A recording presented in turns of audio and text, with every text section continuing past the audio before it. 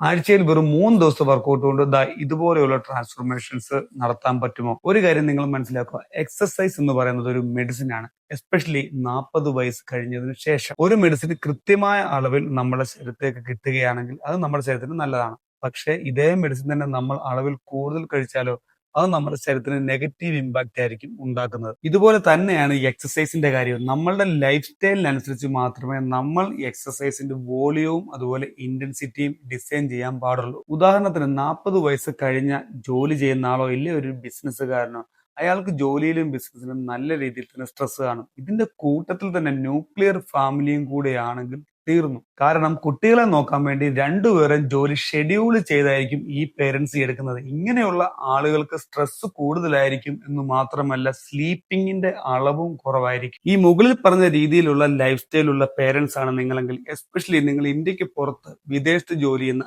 ആളാണെങ്കിൽ, നിങ്ങൾ ഈ പറയുന്നത് പോലെ 6 ഡേ വർക്കൗട്ട് അല്ലെങ്കിൽ 5 ഡേ വർക്കൗട്ട് ഒന്നും ഫോളോ ചെയ്യേണ്ട ആവശ്യമില്ല. 3 day workout is more than enough for you. അതുപോലെ നിങ്ങൾ വർക്കൗട്ടിന്റെ ഇന്റൻസിറ്റി, അതായത് എത്രമാത്രം വെയിറ്റ് നിങ്ങൾ പുഷ് ചെയ്യണം എന്ന് നോക്കിയാൽ ഒരിക്കലും നിങ്ങൾ മാക്സിമത്തിലിട്ട് പുഷ് ചെയ്യേണ്ട ആവശ്യമില്ല.